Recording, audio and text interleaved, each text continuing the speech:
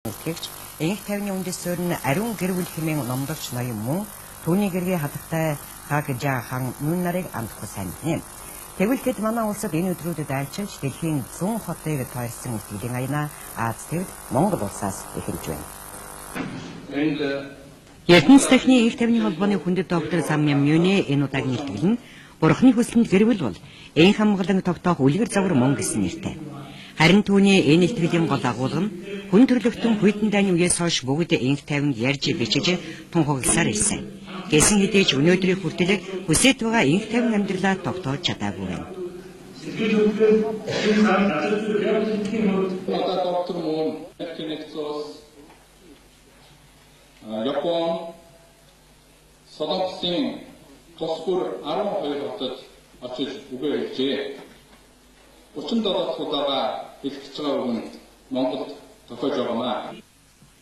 Ноён мууны үзэж байгаагаар энх хамгаалан байхын үндэс нь ариун гэр бүл жинхэнэ хайр гэж тэрээр номлод юм. Ертөнц техникийн энх тавны холбоог энэ оны 9-р сард Самьян Мюнэ гэргийн хамт наачлан байгуулж энэ холбооныхоо зорилгыг дэлхийн бүх улсын засгийн газар, шашин, соёл боловсрол, иргэний нийгмийн байгууллагуудын энх тавны төлөөх үйл хэрэгт оруулах хувь нэмрийг нэмэгдүүлэх, ингэснээр тэд бие биенээ хүндэтгэж хамгийн гол нь харилцан ойлголцол дээр сайн засаглалыг байгуулах гэж тодорхойлж байгаамаа.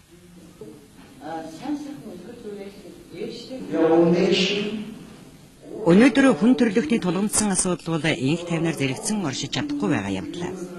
Дэлхийн бүх улс орны энх тавны төлөө хүчин зүтгэдэг нэгдсэн үндэсний байгууллага өнөөдөр өөрчлөгдөх хэрэгтэй байна. Өөрөөр хэлбэл дэлхийн шашнуудын гол урсгалуудын үзэл санааг хүлээн зөвшөөрөх хэрэгтэй. Ингэснээр бид нэг нэгийгээ хүндэтгэж дайн самун зогсож энэ дэлхий дээр амгалан тайван амьдрал жинхэнэ утгаараа тогтоолно. Бид үүний төлөө энэ бүх ажлыг хийж байна гэж ноён Чон Хуан Хуаг энэ тавьсан итгэлээр дүрдлээ. Энд үзэгч танд сонирхуулахад манай орноос итгэлээ эхэлсэн доктор Самьян Мюнэ нь одоо 85 настай. Хойд Солонгос төрсөн, түүний өнгөрсөн амьдралыг эргээднийг харвал үл ойлголцол, хавчин гадуурхах, үзэл санааг нь хаан богдуулсан бэрхшээлт амьдрал байлаа.